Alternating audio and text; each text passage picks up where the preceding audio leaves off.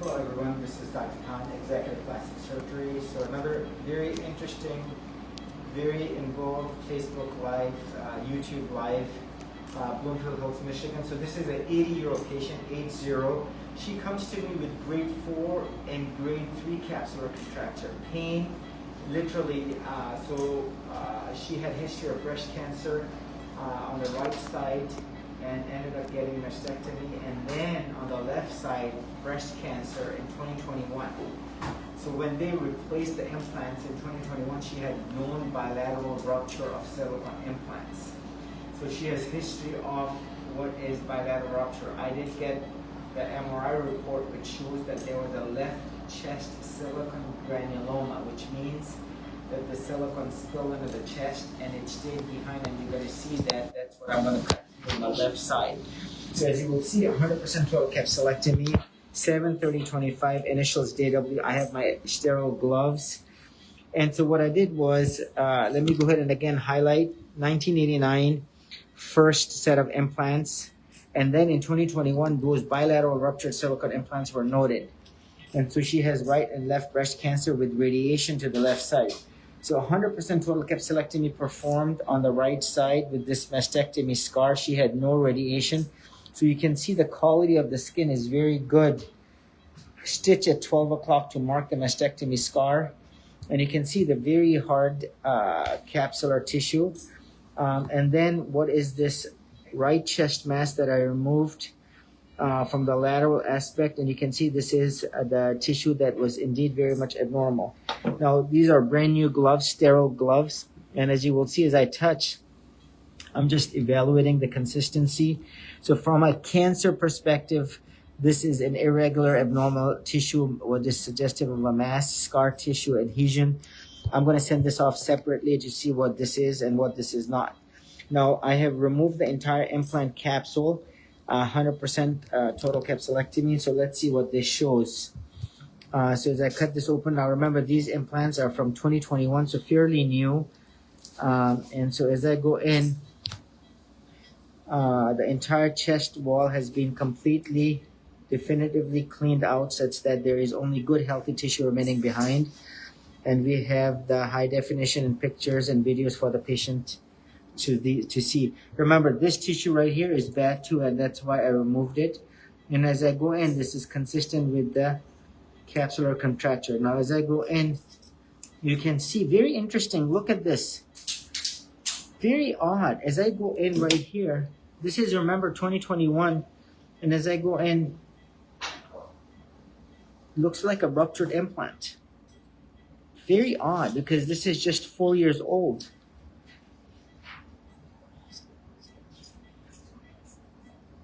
Very odd.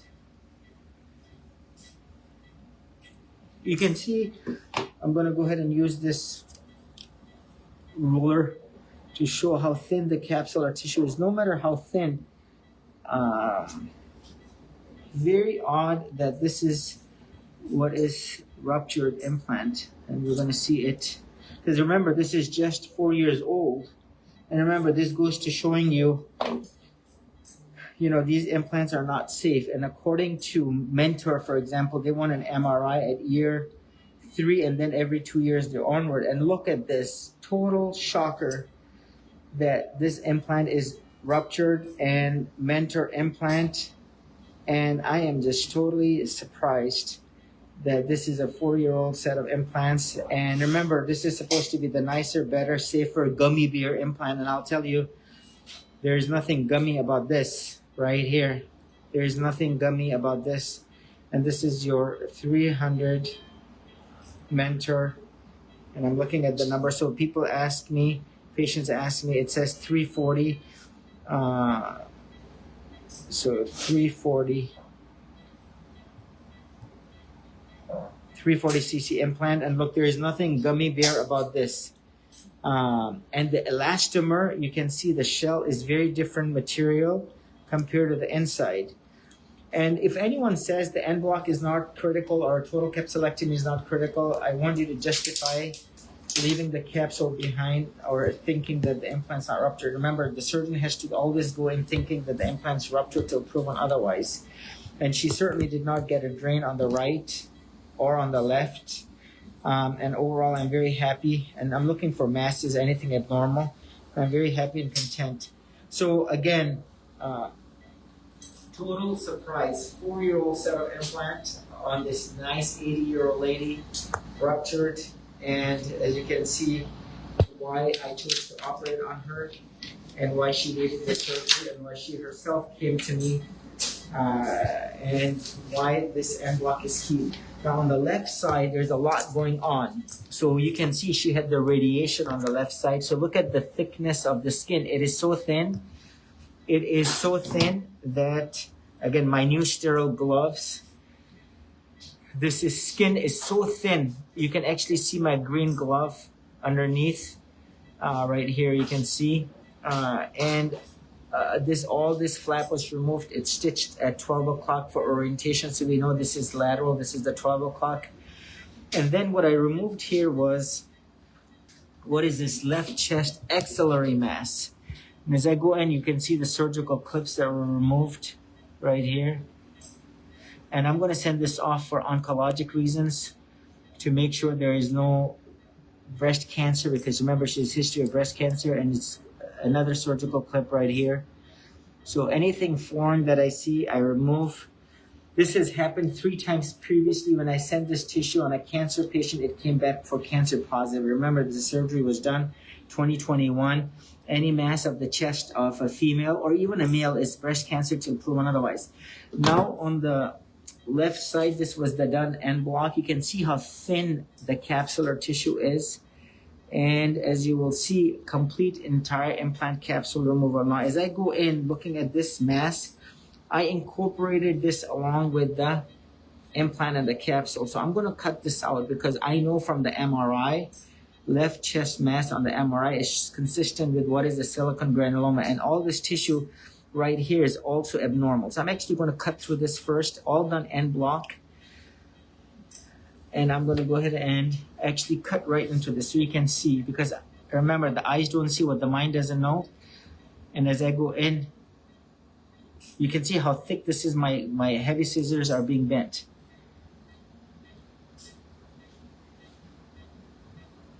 So as I go in, and you will see this is the back of my finger. Let me go in here a little bit more deeper.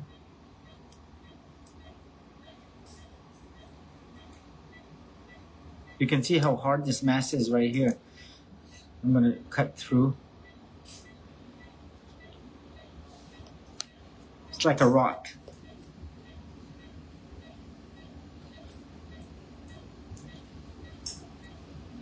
So as you see right here, if you look at the back of my glove, it's nice and clean.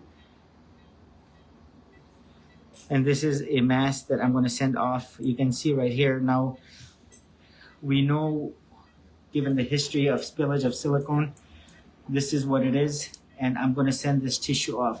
Now, I've already entered the space here. And I'm going to cut through this. So this is intact. And I'm going to remove this intact implant. You can see how suffocated this was, compressed and literally congested. And look how thin the glove, how thin the capsule is. You can see my glove, how thin this capsular tissue is. Now, as I go in, I'm still fixated on this mass. You can see right here, look at this mass. We saw this on the MRI report, given the history. Remember, you have to always think cancer. So I'm trying to cut through this. It's so hard, like literally a piece of wood that I'm cutting. So I'm going to cut this off. And if you look at this, see that stickiness? This is your silicone granuloma. So again, if I may, if I go here, see that? You see that stickiness? This is the history of that previous rupture. So I have removed all of this bad tissue for a reason.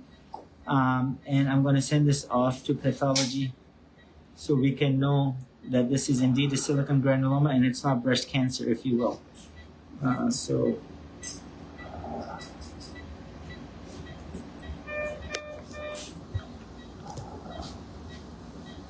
So this tissue again,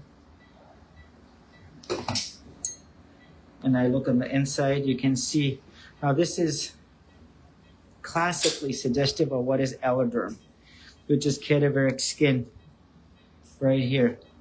Look at the way it's folded up. This used to be another human skin that was used in reconstruction. You can see the boundary. So removal of alloderm, removal of surgical clips, removal of silicone granuloma. She got the complete surgery. This is alloderm used in reconstruction. And all badness removed, all foreign material removed. And I'm overall very happy and content with how the whole dissection has gone. This was a very tricky and tough surgery, if you ask me. So there are, God knows, at least 10 things we learned from this. Number one, look at this implant right here again. There is nothing gummy, there is nothing safe, there is nothing the newer generation better, safer implant. Look at the way this 2021 implant has disintegrated, and it has basically outpouched, and how it had spread and causing her pain and misery. Number two, you have to always assume that the implant is ruptured till proven otherwise. This is 100% total surprise. A 4-year-old set of implants basically is ruptured, and that's why if you look at the Mentor advertisement, they tell you get an MRI at year 3, and then every 2 years they're onward. Number three, the radiation, the risks of potential complications go up to 30 to 50% because of a radiated chest and the implant-based reconstruction. You can see the super thin ultra flaps, the right and left mastectomy scars, given the history of breast cancer on the right and left, they're going to be going to pathology to rule out breast cancer. Surgical clips, alloderm, foreign material, all to be removed that I find in the proximity for oncologic cancer reasons. So we know this is not breast cancer. So left chest axillary mass is going to be sent. Left chest mass, which is the silicone granuloma grossly, is going to be sent to pathology separately. Left mastectomy scar to be sent separately, and left breast implant capsule to be sent separately, and the implant will be returned to the patient. And what I want to do here is, over here, Mentor 360cc implant, again intact.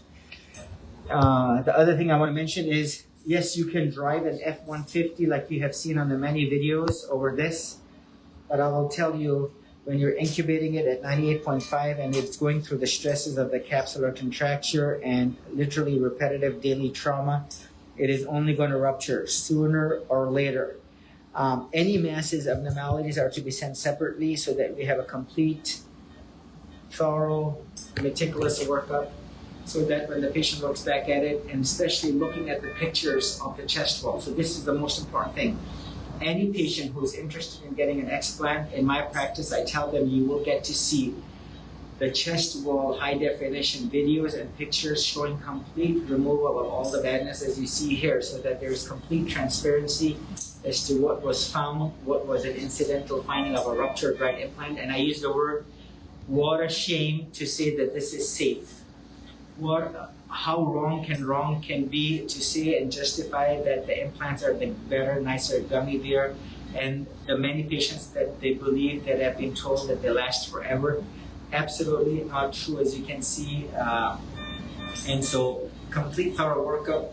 This is where no need for drainage. She's going to get an aesthetic flat chest closure, and most importantly, we'll see how she does in regards to her back, the inflammation on her neck and back from the ruptured implant and from the implant itself, even though it was not ruptured on the left side, the pain that she had from the capsular contracture, and the freedom from the silicone toxicity that she clearly, as you can see, was experiencing. I personally did not want to operate on this patient given her age, but the decision was made because no one should live in pain. No one should have to live with pain and misery, and this is why ultimately the goal is do no harm. This is Dr. Khan, Executive Plastic Surgeon.